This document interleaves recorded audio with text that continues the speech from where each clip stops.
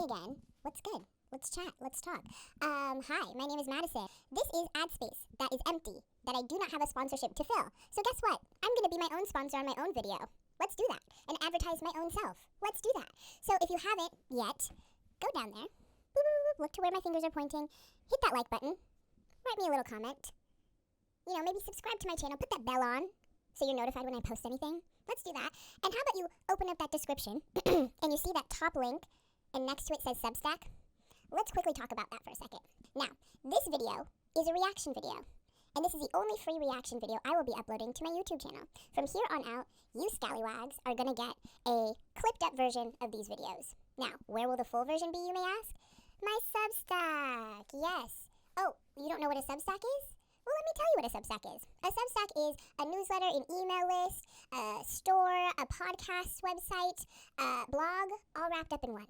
It is where I plan to build my community. It is where I plan to expose more of my personal self to you guys and talk to you and get to know all of you individually on that platform. Now, if you want to be a part of my Substack and you want access to these videos in full, listen up. I'm about to explain something to you. Now, for my Substack, there is a free tier and there is a paid tier. Let's talk about those both, break them down quickly, and get into it. So boom, the free tier for my Substack, what will you get?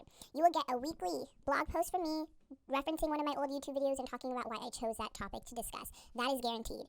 You will also get a monthly post from me about my hyperfixations, kind of like monthly favorites, if you know, you know, where I talk about my favorite music, my favorite song, my favorite album, my favorite podcast, my favorite book, my favorite food, my favorite clothing item, my favorite place to go, my favorite coffee order, my favorite anything. I'm putting it on that list. I will do a blog post called My Hyperfixations, which you will get monthly. You will also get access to any random video, any random post that I choose to post on the free version that I want everyone to know about. Whether it's an announcement, whether it's, just different thing that's going on in my life. If I feel compelled, I'll post and you'll see it. Now, the paid tier though, you get a lot of extra stuff. Now, the paid tier, you will get all the stuff in the free tier, of course, but you will also get a reaction video, much like the one you're in the middle of watching now, to a slave movie, or any other movie I choose to talk about. If you know, I'm doing a podcast called Bloodstained. Season 1 is slavery. So every movie that I drop, movie reaction video that I drop for the rest of the year is going to be slavery related, because that is what we were talking about in Bloodstained. But if there's any recommendations, I wouldn't be opposed to filming a reaction video and slapping it up for you guys to watch any other time. So you will get a monthly reaction video, much like the one you're watching now. You will also receive a monthly vlog from me, where you get into the nitty-gritty of what I do when I'm not filming, what my day-to-day life is like, the things I like, kind of like my hyperfixations blog, but a bit more personal, if you know what I mean. You will also get a monthly blog post about YouTube tips for beginners that I think will be very helpful. Helpful information as somebody who started from zero and grew my channel literally by myself. Helpful information. You will also be the first to know about any merch sales, pre-sales, anything of that sort. You will be the first to know. Now, you may be asking yourself, how much? That must cost an arm and a leg for all of that good stuff. Well, guess what, babe? It's $5 a month. Commit $5 a month to me, and I'll give you the world, baby. So, like I said, no pressure. But if you're liking the video, and you want more, and you want to see the different videos that I'm going to be reacting to for the year, hit that link and subscribe to the Substack. Whether it's the free version or it's a paid version, you will be getting more of me as a person on that platform. Why are all the black people evil in this movie? What the fuck? Girl, this movie kind of good. Okay. Now, as you know, Bloodstained in season 1 is focusing purely on slavery. So this is a long form, slow burn slavery podcast where I'm talking to you guys and teaching you about slavery through the lens of true crime. That is free.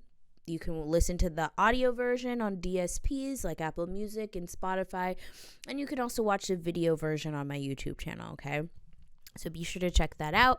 But I thought it'd be fun to always accompany my monthly podcast drop with a movie reaction video. So in this Bloodstained Plus Black Girl React series, I'm going to be reacting to movies discussing slavery, and you'll be watching my full free reaction. A lot of these movies I haven't seen. I did an entire list of the movies that I plan on watching throughout the year. So if you haven't seen that, go check out my first Substack podcast post for Bloodstained, where I detail everything we'll be talking about in the terms of the Bloodstained podcast itself, the free version, and all the movies that I'm going to be watching with you guys here. So the first movie we're going to be watching is Birth of a Nation. Now, not the 2016 version that came out, the 1915 version.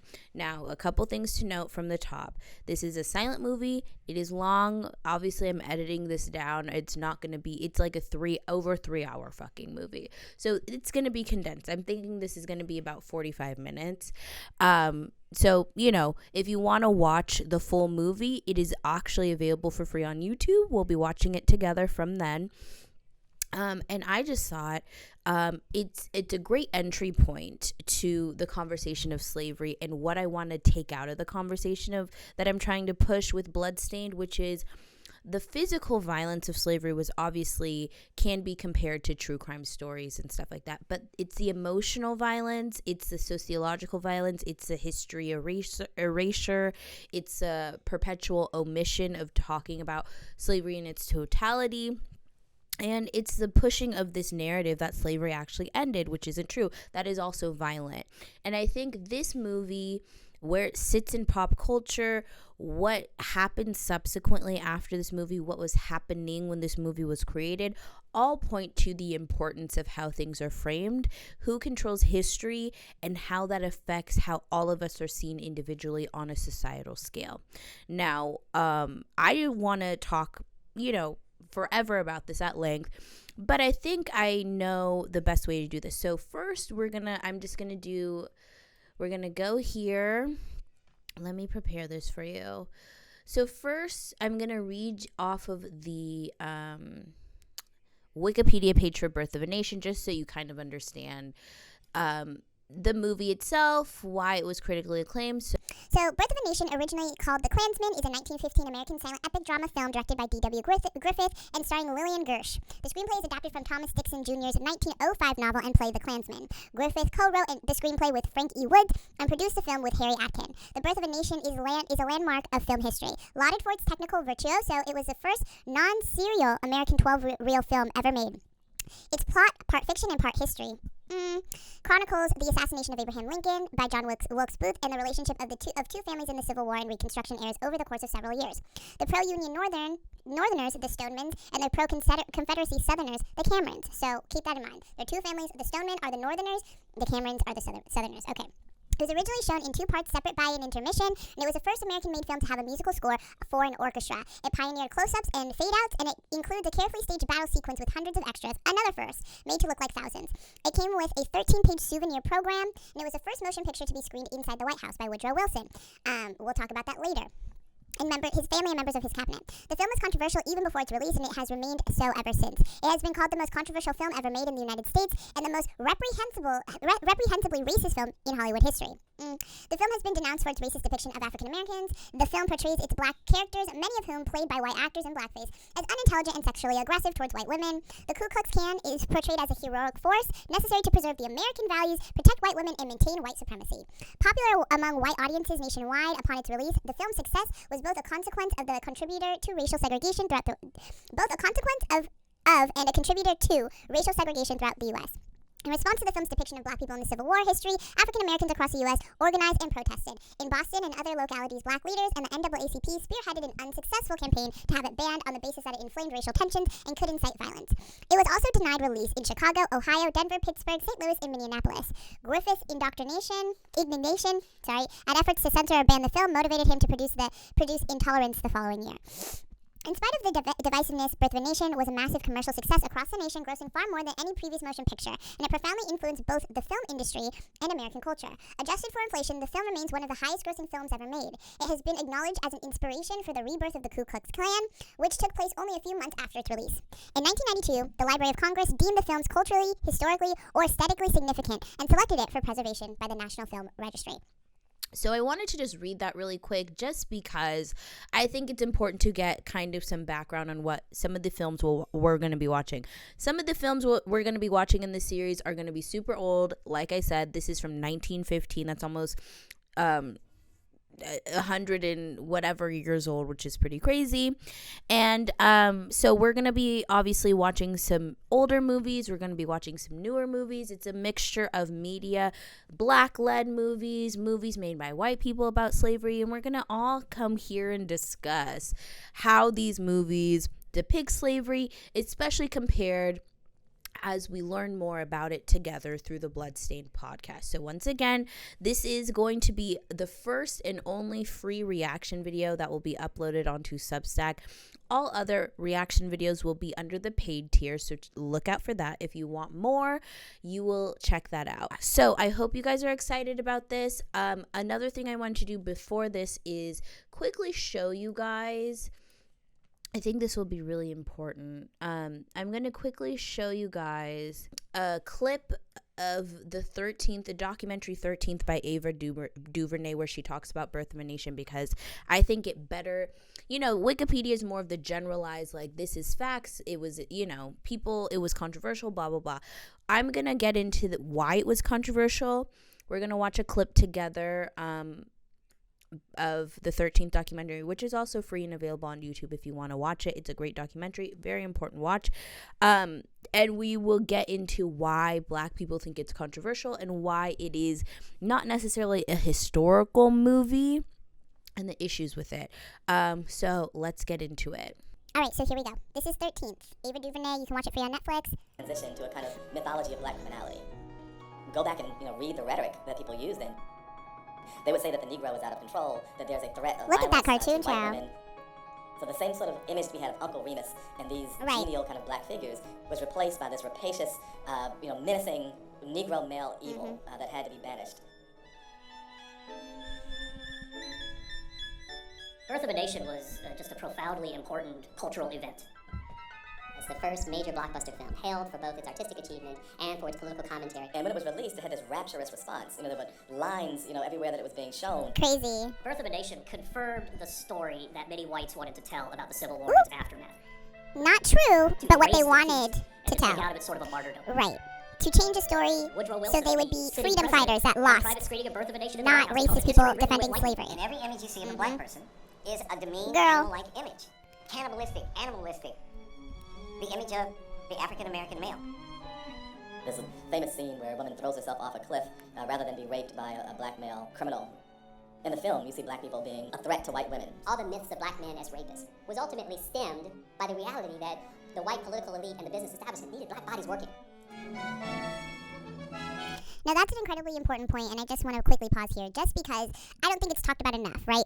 Basically, the 13th Amendment is ratified after the Civil War, right? And after Abraham Lincoln is executed or whatever, and that's a conversation for another day, which we will get into in Bloodstained. But there's a loophole baked into that 13th Amendment, and the loophole was all of these things apply to you as long as you are not a criminal. For criminal, all the rights of these things that the 13th Amendment protects and upholds are suspended, hence why this documentary is called 13th, right? So basically, they built in a loophole when they were canceling out slavery and making it illegal so that they can continue to push the Southern economy. Now, the Southern economy was an agricultural-based economy, so they still needed bodies to be able to get the cotton, get the tobacco, and pick all of those things and work the land. But they didn't have the ability to pay these people what they were actually worth and what would be, what their price would be. So they created this system. They baked in the 13th Amendment the loophole to make sure that they had leeway to create a whole class of people where slavery was still something that could exist.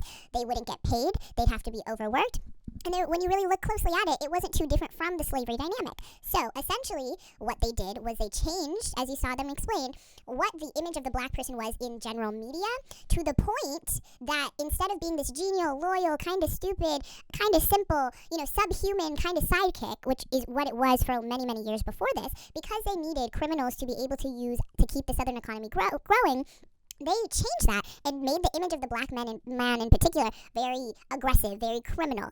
And you start to understand the importance of how perception plays into how people are treated. So they needed bodies working. The only way to get bodies working for free was if they were criminals. So they use all that they have power over, all that they have access to change public perception of the Black man into a criminalized, aggressive, savage, rapacious creature so that they won't be even questioned when thousands, hundreds of thousands of them get pushed into prisons, thus being the labor force to continue the Southern economy. Okay? We're good? Okay, let's continue. What we overlook about Birth of a Nation was that it was also a tremendously accurate prediction of the way in which race would operate in the United States.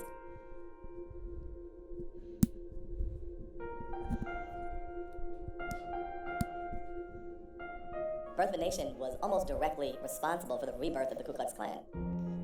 It had received this romantic, glowing, heroic portrait.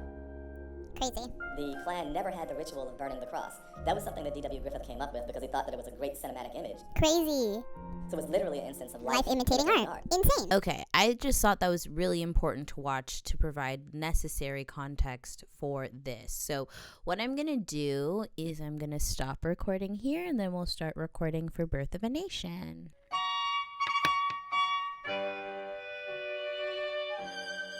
Let's go.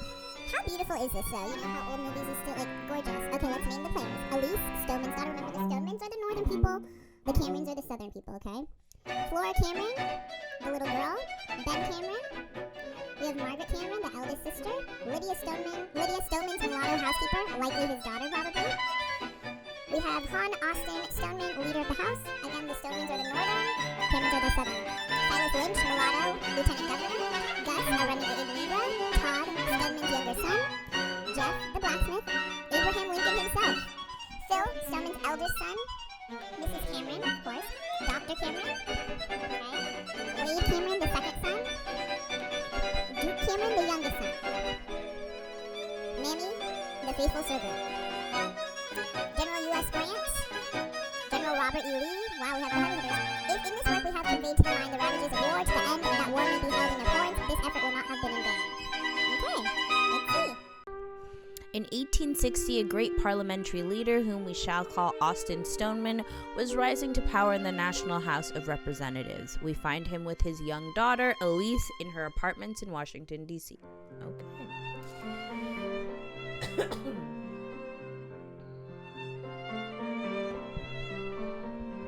Ooh, not the wig.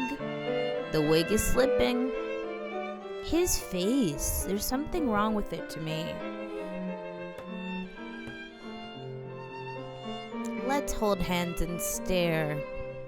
Sometime later, Elise with her brothers at the Stoneman County home in Pennsylvania. Okay. This is up north, remember.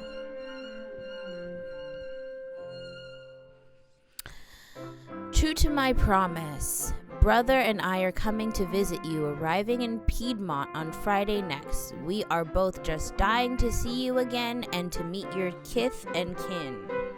Kith and kin, okay.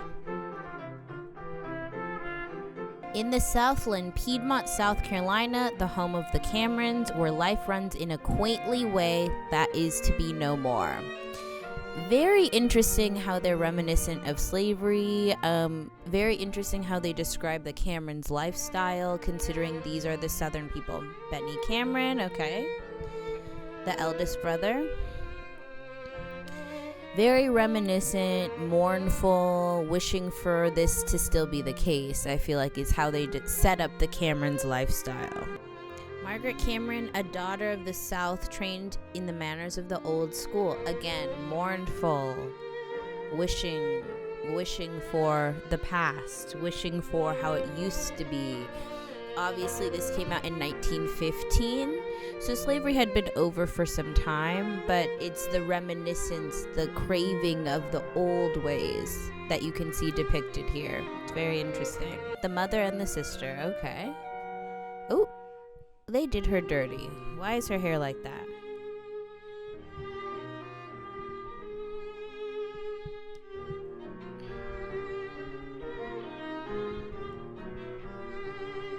We are a happy slave-owning family. Oh, yes.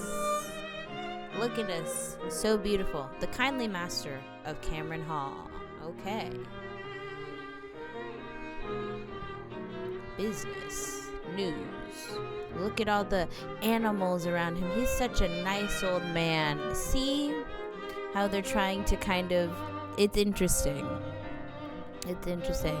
They had my man Stoneman getting his wig slipped off, and we have this man perfectly coiffed, smoking a cigar, reading the paper surrounded by baby animals. There's a narrative being pushed. Ooh! Now that's a white man in blackface. Look at the lips. Oh no. Oh no. No, they did not. The visit of the Stoneman boys to their southern friends. Okay.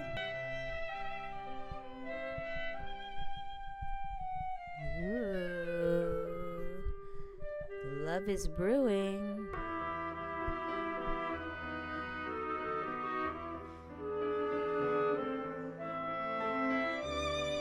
By way of Love Valley. Ooh.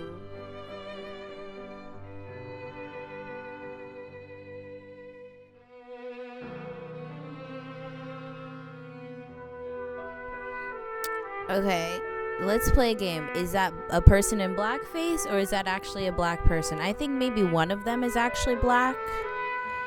Yeah, it looks like that guy's in blackface. I think it's that one, but I'm not sure. Come, look at all my Negro slaves. Oh, we're just like them. Oh, here's a cotton flower.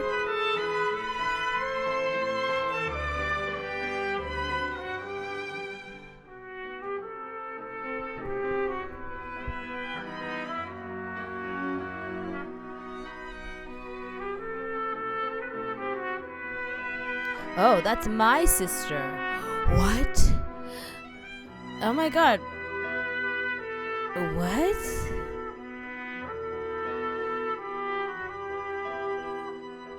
I'm keeping it. What? This is so... He finds the ideal of his dreams in the picture of Elise Stoneman, his friend's sister, whom he has never seen. Wow. Oh my god. That is a pretty picture though. And how cute the mini frames that you'd keep in your like pocket. I love that. Forced to rule the coming nation war over the individual states. It's about slavery. Stop lying.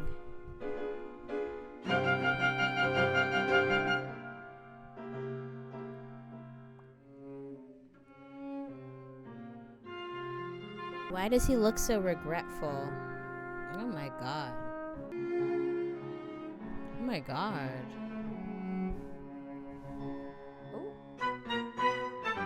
The Stoneman brothers departing to join their regiment. Okay, they're volunteering for the Civil War.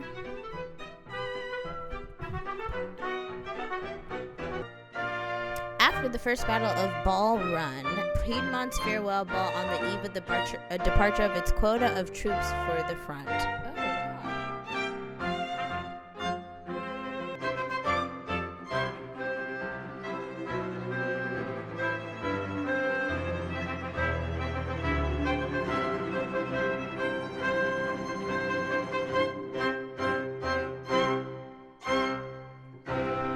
That was like 45 minutes.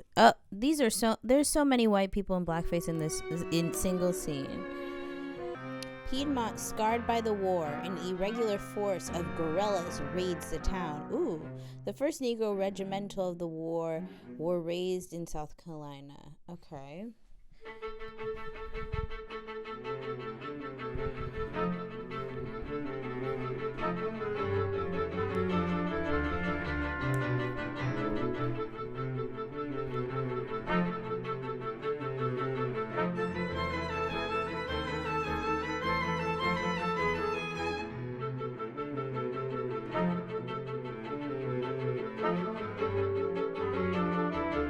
Are these black men? See?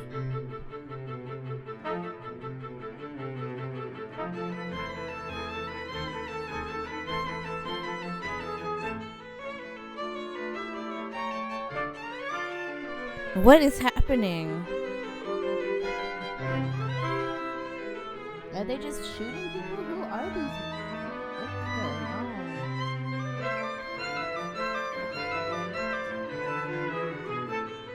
Wait. Are these supposed to be like, oh, see, okay, of course. The scallywag white captain influenced the Negro militia to follow his orders.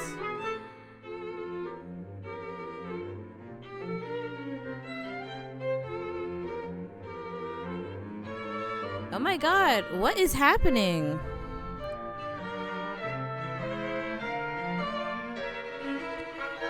What is happening? Are these northern soldiers, I'm guessing? It's so weird to think that there was a before time, you know? We have all of these technology, CGI, animation, and you just see here that, you know, ultimately this is where it all started. This is why this movie is in the Library of Congress or the National Film Archives. The little colonel in the military hospital set up in the patient office where Elise Stoneman is a nurse. Oh, the woman he's been stalking for years, finally.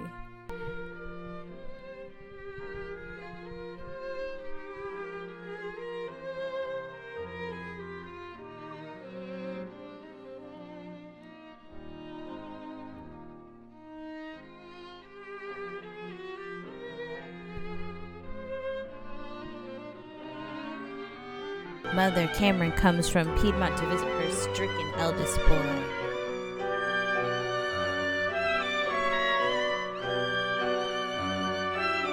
The army surgeon tells of a secret influence that has condemned Colonel Cameron to be hanged as a guerrilla. What? See? He's gonna be hung. It's like so obvious, the framing of this movie. Like, why would he be hung? We will ask mercy from the great heart. The mother's appeal. They could just see the president. Like, this doesn't make sense.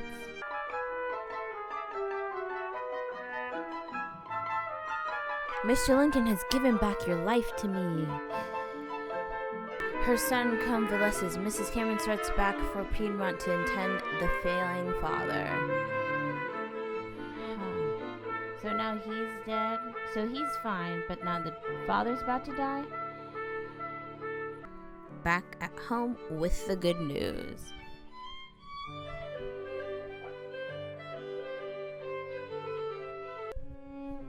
Ooh.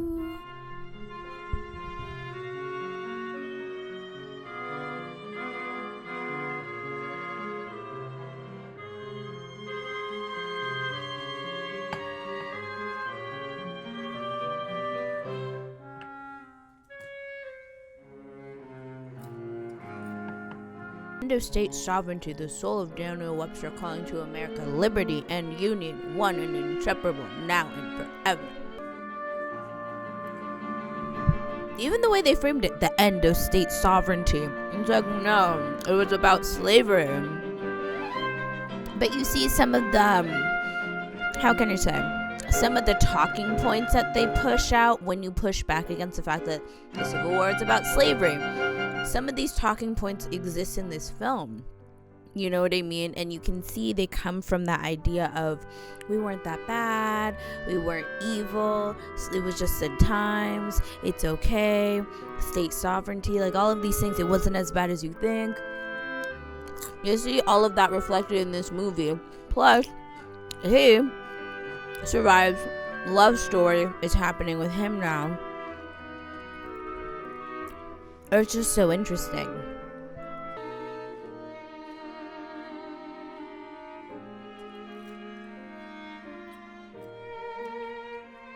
Girl, you look ugly as fuck.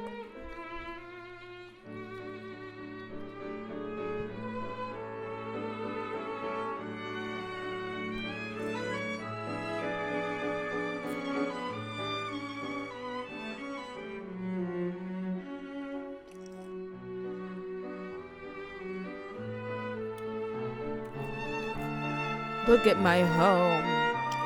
Oh my god. Look at us. Look at us. Hey, look at us. Look at us. Huh? Who would have thought? Not me. They're perpetrating with this movie is like the Northerners were just bloodthirsty and hated states' rights, and look at this, look at them, they wanted us to be hanged, but Lincoln stopped them. And it's just like, that's not what happened. You seceded because you wanted to keep slaves, you wanted to own people, and now that that's over, you're coming back with your tail between your hands after you got fucking spanked, and you want us to just be like, you know, bygones be bygones. It's just ridiculous. They push, you know.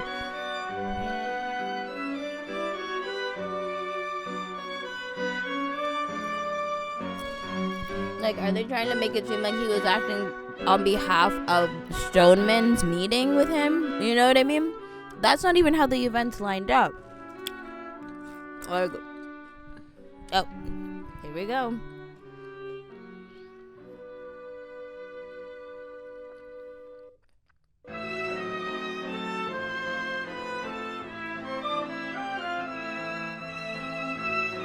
Sic semper tyrannus.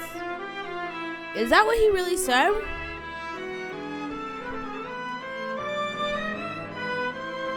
No, Lincoln. Whoa. No news was received in the South.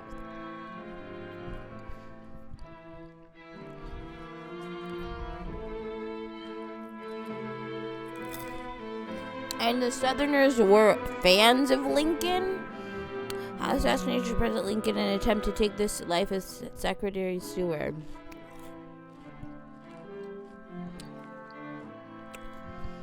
So they like, our best friend is gone. What is to become of us now?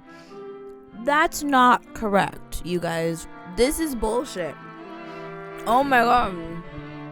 This is egregious almost. That's a white man in the back. We see you. We're a bunch of liars. The Birth of the Nation, second part, Reconstruction.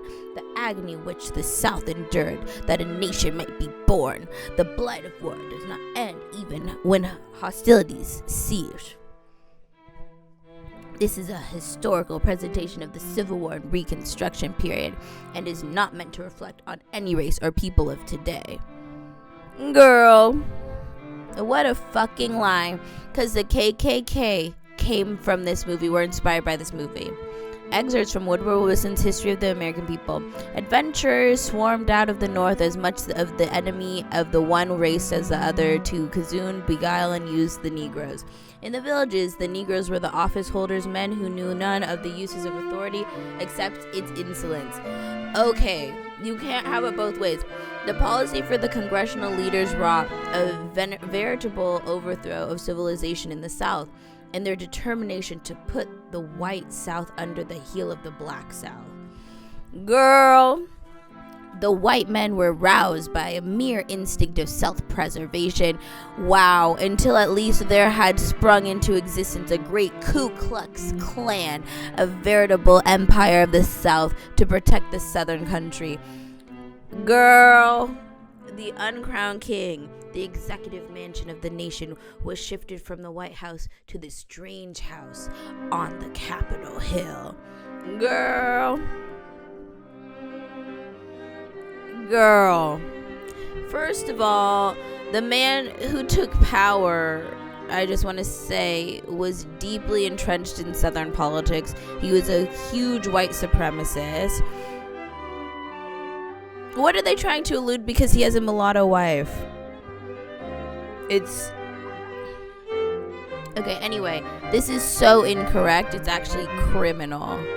Stoneman's prestige, Silas Lynch, protege, Silas Lynch, mulatto.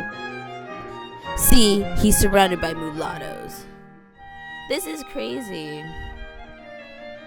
And look, they're making the black woman a devious. Do you see this? Also, at least even out the skin tone. Girl, what are they trying to convey here? Can we talk about it?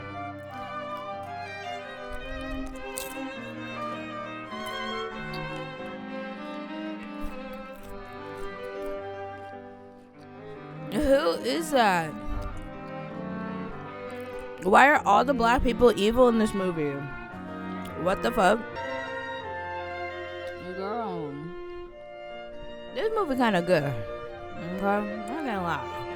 It's fucked up, but I'm into it, y'all. He likes mulattoes. The great radical delivers his edict that the black shall be raised to full equality with the whites. Girl. And they're blaming his mulatto, like, housemaid. Senator Sumner calls forced to recognize the mulatto's position. Forced to recognize the mulatto as a human being. I'm mad. This movie's insane.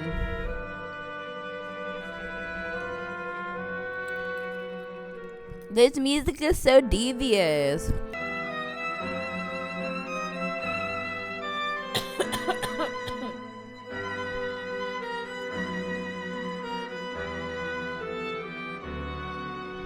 Girl, they're blaming a black woman for the failure after Lincoln's assassination, and that black people would have the audacity to want to be free. Girl, we are not even free. We are always blamed for everything. They're literally saying a black woman manipulated him into making the races equal. I shall make this man Silas Lynch as a symbol of his race, the peer of any white man living. Girl, that is not what happened. These white people are deranged. Girl.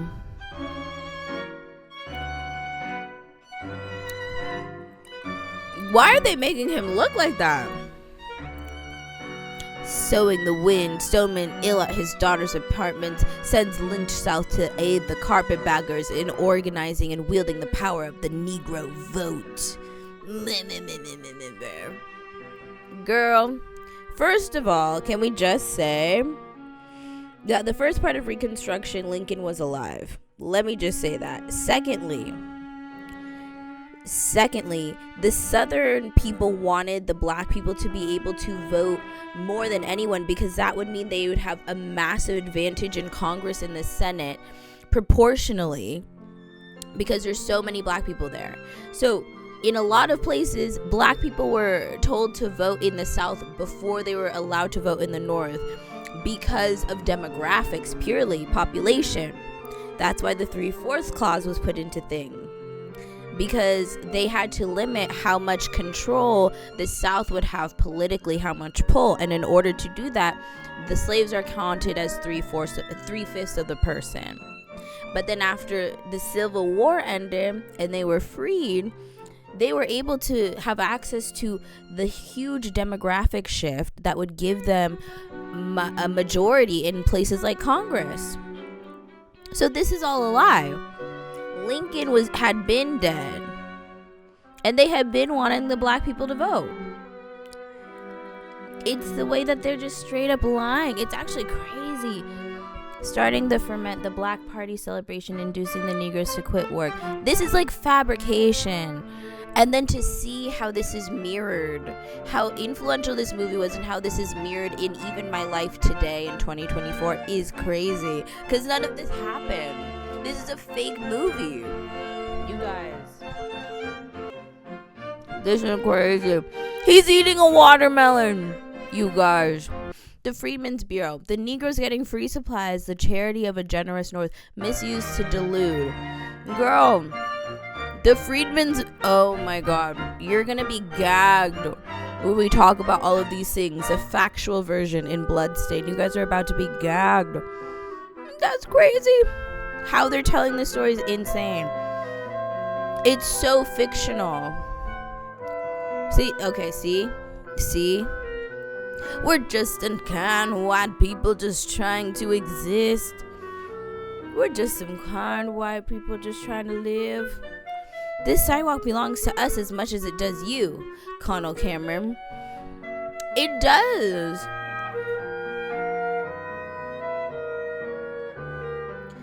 Okay, why is he mad about that? It's a sidewalk. You guys, it's so crazy because this is such an old movie that the white people in the movie would be like, the sidewalk belonged to the black as much as the white guy? Wow. Stoneman advised by his physician to seek a milder climate. Okay. He's getting sick now. I'm so confused.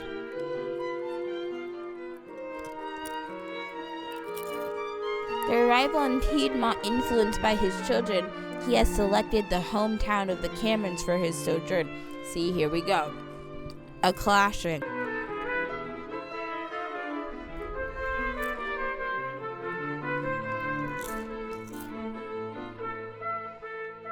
Yo, northern low down black trash, don't try no airs on me.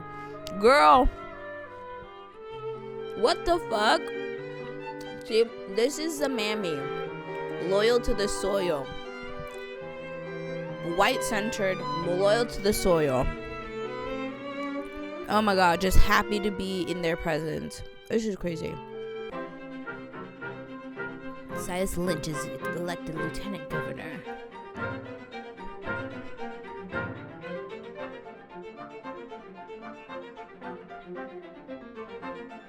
The Little Colonel relates a series of outrages that have occurred.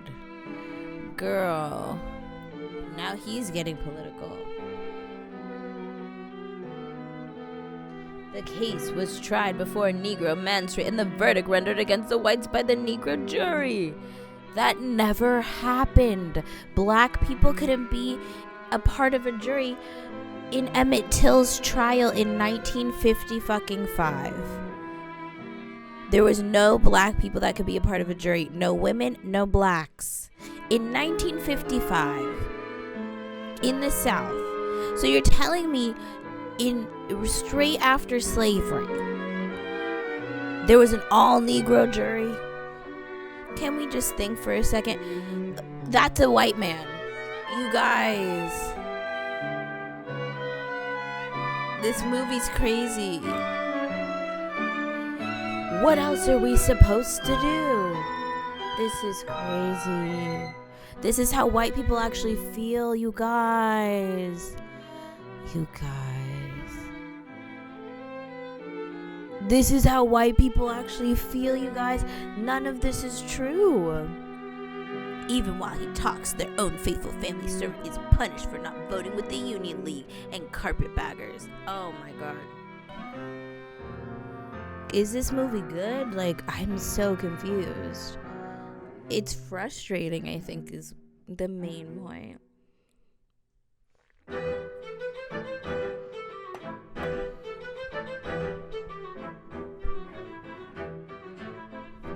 Historic incidents from the first legislative session.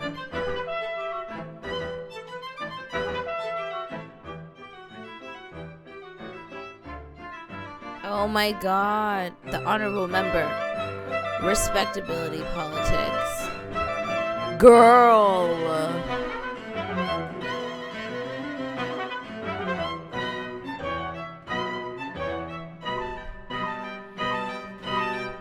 He was eating a chicken. Girl.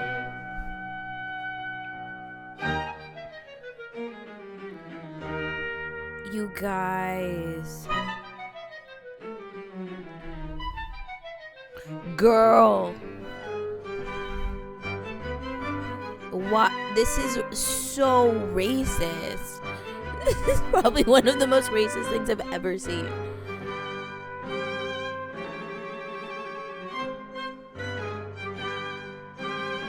What?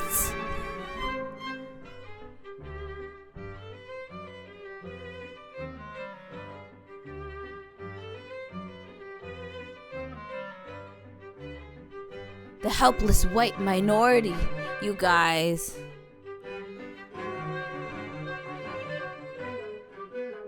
Are those children? White visitors in the gallery.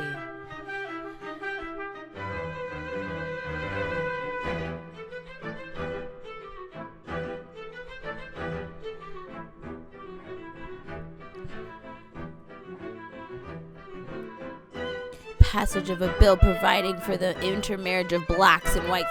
You guys. This movie is so racist, you guys.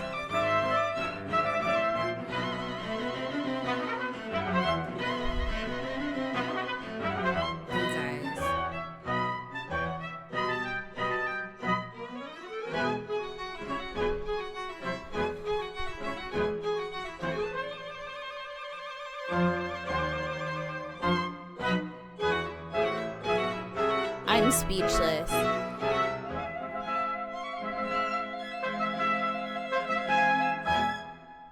Later, the grim reaping begins. You guys, this is what you did to black people. Oh my god. I feel like I'm realizing in real time how deep the disconnect is, the valley of not understanding. This is crazy. Like, this is actually crazy, because a lot, as we said in the beginning when we were watching those clips I was showing you, they believed so much of this movie that it caused real laws to pass, like real things to happen. The white imagination is a dangerous place. It's a landmine for people of color. It really is, because it really happens. It really happens. And the psychosis of self-grandeur makes them want to believe that this is true. This never happened. Ku Klux Klan, the organization that saved the South from the anarchy of the black rule, but not without the shedding of more blood than at Gettysburg, according to Judge Torrey of the Carpetbaggers.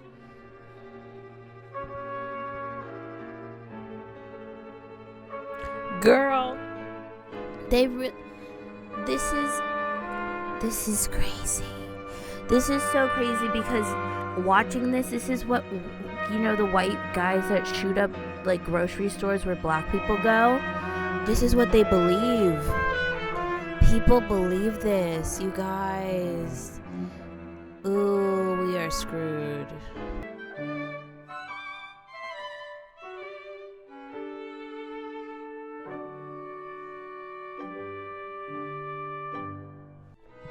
That's a white person.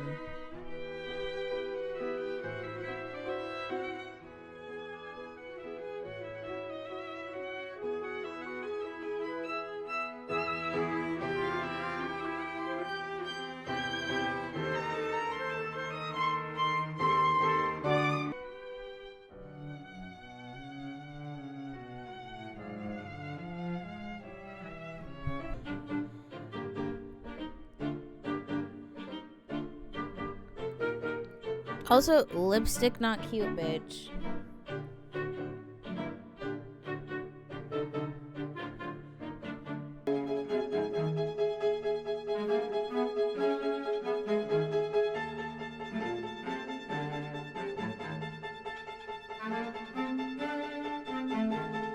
You guys.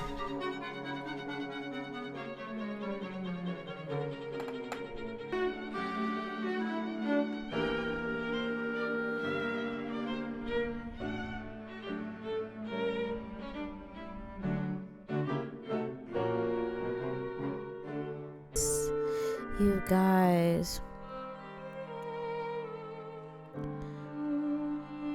Why are white men so scared of black men and white women being together?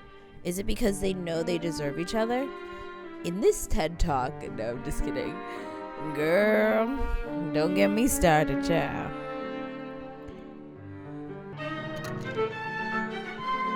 You guys, why is he walking if it's that serious?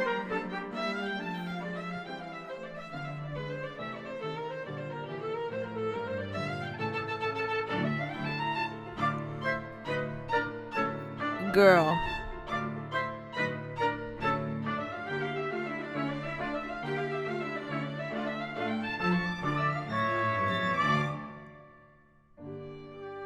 The trial. I'm screaming.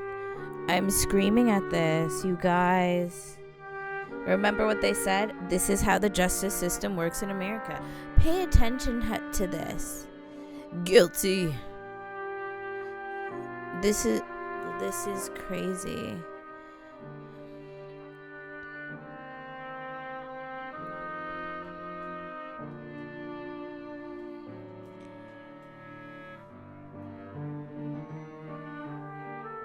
This is what white men think they're like. Guilty.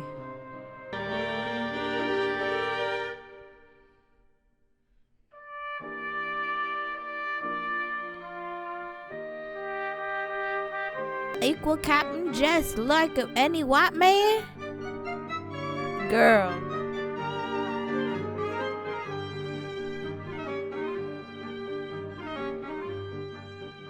See, this girl, I have so many thoughts.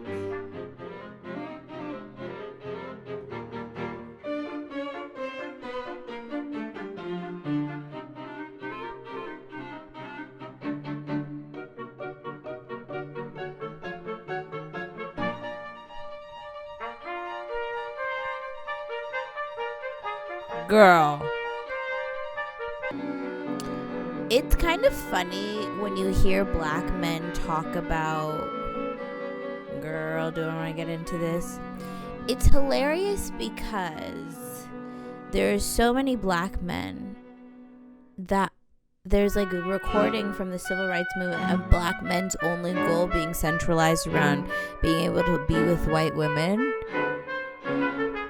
And like this lesson gets taught and taught over and over again. There's that guy that was murdered by the OnlyFans model. There's all sorts of, Emmett Till. There's all sorts of cases. People will say Jonathan Majors. I don't think so. That's a whole nother conversation. But ultimately, it's like this black man, white woman dynamic is just such a thing.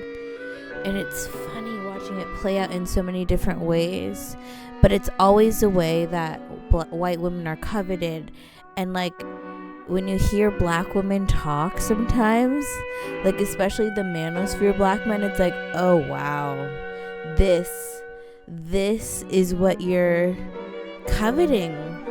Disney movies and princess movies, girl. Wow, this is a lot.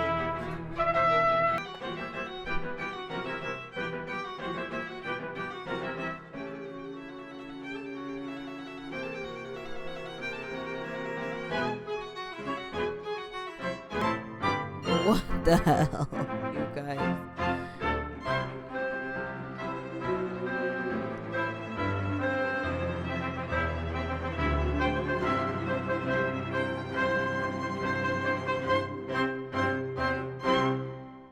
So they were fine.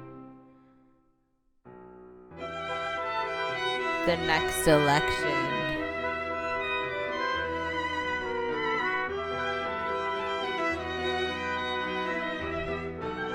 So you did intimidate them with guns.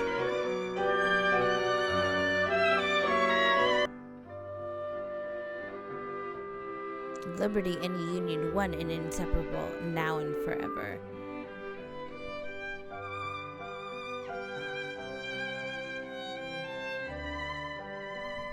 The end. I watched the whole movie, you guys. I did it. Okay. Let's do this. Okay, let's expand this because we do need to have a chat because this movie was insane.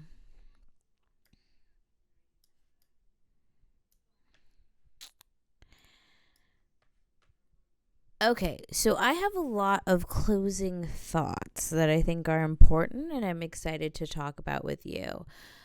First of all, my lips are dry, so let me fix that. That's really awkward and embarrassing. Hold on. Can you see I'm tired? Okay.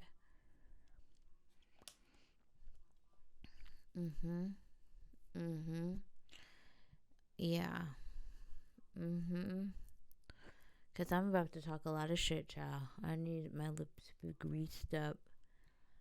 I need a little bit more.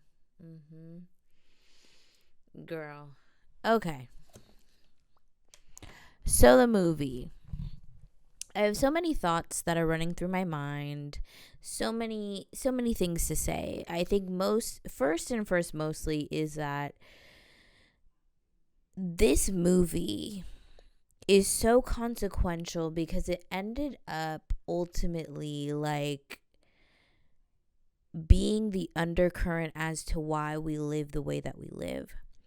Now, in Bloodstained Proper, the podcast, there's a full episode on neo-slavery where I go through this exact time period with dates, accurate historical information that can be corroborated, not just vibes, not just hopes and dreams, not just historical fiction, not just white myth making, right?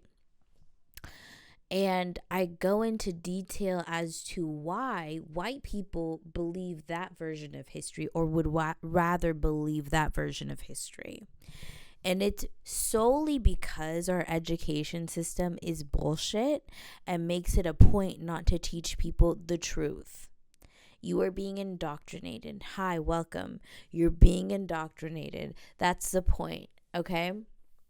So when movies like this happen, and I'm in 2024 fully seeing, realizing, and noticing how there is like this deep connection between how the questions I have about the future, my anxieties about living in America, prejudices now that are current, all the things you see in media all the time, all of this really connects the gap and answers those questions. It's crazy. A movie from 1915 literally is so relevant to this day, and everyone should watch this movie. I'm not one of those people that's like, oh, cancel culture, because of this you should not watch this. No, you absolutely 1,000% need to watch movies like this so you can understand why and the how. How does this mechanism of a system, the institutions continue to roll in the way that they do? It's because people have been taught to believe what we just saw. It is a steady form of indoctrination that happens over time that a lot of people do not get out of because they do not try and seek out their own information. That was bullshit. There are so many things that are bullshit. I think first mostly, it's the fact that the timelines are all fucked up. They are making it seem the timelines are all fucked up. That's number one. Number two, their relationship with Lincoln as a person is really insane. I don't think white people have contended or tried to contend with the fact that they are the villain in most everyone's origin story or just story in general. And instead of trying to confront that reality, they make up stories where they're the heroes. What a lot of people don't understand is that Lincoln wasn't particularly a hero. Sure, Emancipation Proclamation, all of these things. There's a lot of things you can say, but this man was both good and bad at the same time. He was a mixture because he was a human person. To put him on a pedestal and act like this man was the only single savior of humanity and our existence and black people and all of these things is just wrong, because it's just not historically accurate. This man wanted to send all black Americans to Central America, to a swath of land called Lincoln Land, I think, and create our own country. He didn't want us to stay here. We weren't supposed to stay here. He didn't believe our country could stay united with us here. It was W.E.B. Du Bois that convinced him to not do that and to go into the direction of just freeing the slaves and stuff. There's so much I can say. There's so much that will be revealed in Bloodstained proper as we go through together. So when you revisit this or when you watch this video again, if you do, you'll see all of the things that you've learned through watching this podcast, listening to this podcast, participating in this experience. It's also crazy to see how many of these stereotypes that, we know are stereotypes, obviously, but still society holds as to being true. These stereotypes are so present in this movie, and it's crazy because this movie is 111 years old. That's crazy. It's crazy that would be still relevant. This movie is white male mediocrity stuffed into fan fiction and sold. No wonder it was eaten up in 1915. We weren't necessarily fresh off of the Civil War. The battle stains of the Civil War still persisted, of course. But we were about to be in World War I at this point. World War I had started. I don't know when we started. I think we started did we start in 15 or 16? Child, I don't know. Let me Google. Actually, I don't feel like it.